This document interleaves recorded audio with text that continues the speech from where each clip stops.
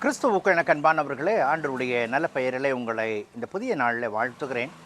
தேவன் தம்முடைய கிருபைகளையும் நிறைவையும் கொடுத்து நம்மை தாங்குவாராக. இந்த நாளின் தியானத்திற்காக ஒரு வசனத்தை உங்களுக்கு முன்பாக வைக்கிறேன். அது பரிசுத்த லூக்கா எழுதின நற்செய்தி நூல் 12ஆம் அதிகாரம் 33வது வசனம். உங்களுக்கு உள்ளவைகளை விற்று பிச்சை கொடுங்கள்.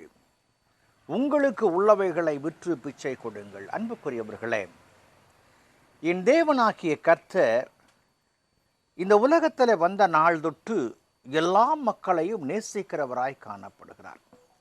இருக்கிற மக்கள் தான தர்மங்களிலே சிறந்து விளங்க வேண்டும் என்று அவர் விரும்புகிறார்.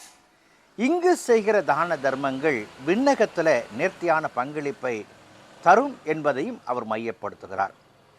வேதத்தை நாம் வாசிக்கும் பொழுது, ஏழைக்கு இறங்குகிறவன் கர்த்தருக்கு கடன் கொடுக்கிறான், அவன் கொடுத்ததை அவர் திரும்ப கொடுப்பார் என்று சொல்லி அவர் வலியுறுத்துகிறார்.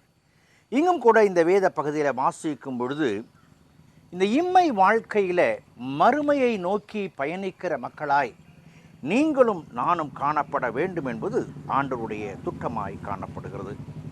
நித்தியம் என்கிற ஒரு சொற்றொடர், நித்திய வாழ்வு என்கிற சொற்றொடர் விசுவாசியின் வாழ்க்கையிலே மையப்படுத்தப்பட்ட ஒன்றாய் காணப்படுகிறது. பரிசுத்த லூக்கா நற்செய்தி நூல் 16ஆம் அதிகாரம் 9வது வசனத்தில், நான் உங்களுக்கு சொல்லுகிறேன், நீங்கள் மாளும்போது உங்களை நித்தியமான வீடுகள் ஏற்றுக்கொள்வார் உண்டாகும்படி அநீதியான உலக பொருளால் உங்களுக்கு சிநேகிதரை சம்பாதியுங்கள். உலக பொருள் என்பது அநித்தியமானது, அநீதியானது.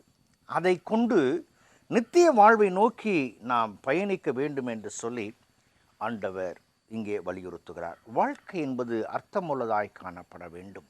Meaningful life. ஒரு அரசன் ஒரு காரியத்தை செய்ய ஆரம்பித்தான். என்ன என்று சொன்னால், என் தேசத்து மக்களிலே ஒரு துறவியை கண்டுபிடித்து அவருக்கு தர்மம் செய்யுங்கள் என்று சொல்லி தன்னுடைய மந்திரியிடத்தில் ஒரு 1000 ரூபாயை கொடுத்தார். இந்த 1000 ரூபாயை எடுத்துக்கொண்டு மந்திரி துறவியை தேடினார். சில நாட்கள் சென்றது. அதற்கு பின்பு அரசன் கேட்டான் மந்திரி இடத்துல, என்ன ஆயிற்று? நான் கொடுத்த 1000 ரூபாய் நீ துறவிக்கு கொடுத்து விட்டாயா என்று சொல்லி ஒரு கேள்வியை கேட்டார். அதுக்கு அந்த துறவி, இல்லை அரசே, அது இன்னும் என்னிடத்துல தான் இருக்கிறது. நான் இன்னும் துறவியை தேடிக்கொண்டிருக்கிறேன். ஏன் எல்லா இடத்திலும் முற்றும் துறந்த அநேக மக்களை பார்ப்போமே என்று சொன்னார். இல்லை, நான் அவர்களிடத்தில் நான் பணம் தருகிறேன் என்று சொல்லி சென்றால் எனக்கு கொடு எனக்கு கொடு என்று போட்டி போட்டுக்கொண்டு பல மக்கள் வந்து விடுகிறார்கள். எல்லாவற்றையும் துறந்தவர்கள் பண ஆசையில் வேரூன்றி இருக்கிறார்கள். இந்த பண ஆசையில் வேரூன்றி இருக்கும் பொழுது அவர்கள் இந்த உலக வாழ்க்கை வெறுத்தவர்களாக, இந்த உலக வாழ்வின் மேன்மைகளை துறந்தவர்களாக எனக்கு காணப்பட முடியவில்லை.